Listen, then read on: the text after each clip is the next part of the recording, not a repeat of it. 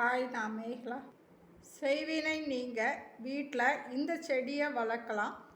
வீட்டில் பூஜை பண்ணுறதும் வராகி அம்மாவையும் குலதெய்வத்தையும் வழிபாடு செய்யணும்.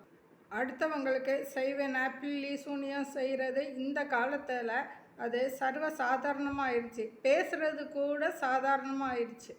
முந்தி காலத்துலலாம் இதை பற்றி பேசுகிறதுக்கே பயப்படுவாங்க. நாம் அடுத்தவங்களுக்கு இந்த மாதிரி செய்வினை வச்சா எதிர்காலத்தில் அது நம்மளுக்கே பாதிக்கும். நம்ம ஒருத்தவங்களுக்கு கெடுதல் பண்ணால் அந்த கெடுதல் நம்மளுக்கே வருங்கிற பயம் இந்த காலத்தில் யாருக்குமே இல்லை. நம்ம வாழணும், நம்ம இது பண்ணணும், அடுத்தவங்கள நம்ம அழித்து அவங்க மேலே ஏறி நம்ம வாழணுங்கிற நினப்பு தான் அதிகமாக இருக்குது. இந்த செய்வினை பில்லி சூனியம் யாரும் நம்மளுக்கு வச்சுருக்காங்களான்னு நம்மளுக்கு தெரியாது. அப்படி வச்சிருந்து இல்லைன்னா நம்மளுக்கு அந்த மாதிரி தோணினாலோ 2024 ஆகஸ்ட் மாதம் 24 பஞ்சமி அன்றைக்கு காலையில் 6:52 இருந்து 7:52 பூஜை பண்ணணும்.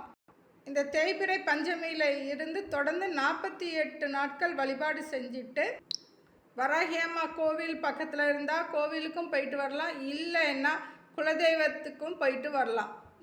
48 நாள் கழிச்சு இந்த 48 நாளுமே குளியல் வேப்பிலை குளியல் குளிக்கணும்.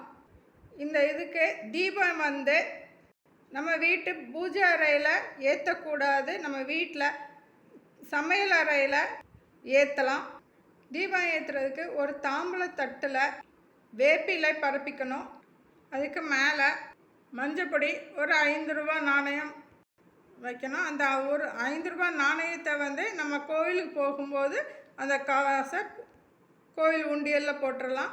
அந்த வேப்ப இலைக்கு மேலே விளக்கு இரும்பு விளக்கு பயன்படுத்தணும்.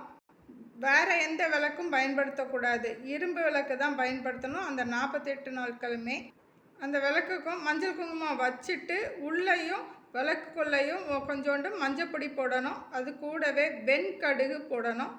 தீபம் ஏற்றுறதுக்கு எண்ணெய் வேப்பெண்ணையும் இழுப்பெண்ணையும் கலந்து ஊற்றிட்டு சிவப்பு திரி போட்டு தீபம் ஏற்றணும். இந்த தீபத்தை 48 நாட்கள் ஏற்றிட்டதுக்கப்புறம் கோவிலுக்கு போயிட்டு வந்ததுக்கப்புறமும் நம்ம விருப்பம் இருந்தால் இதே சமையலறையிலேயே நம்ம இந்த தீபத்தை ஏற்றிக்கலாம். பஞ்சமி திதி இல்லை அமாவாசை திதி பௌர்ணமி திதி இல்லைன்னா தினமும் கூட ஏற்றிக்கலாம். நம்மளுக்கு செய்வினை பில்லி சூனியம் ஏதாவது இருந்தது அப்படின்னாலோ இல்லைனாலுமே நம்ம வீட்டு வாசலில் மருதாணி செடி வளர்க்குறது நல்லது. இந்த மருதாணி செடி இருக்கிற இடத்துல தீய சக்திகள் அண்டாது. வீட்டோட நிலவாசலில் நம்ம வேப்பிலை தோரணம் மாயிலை தோரணம்லாம் போடுவோம்ல, அதே மாதிரி கூட இந்த மருதாணி செடியிலேருந்து கொப்பை எடுத்து கூட தோரணம் மாதிரி நிலைவாசலில் வைக்கலாம்.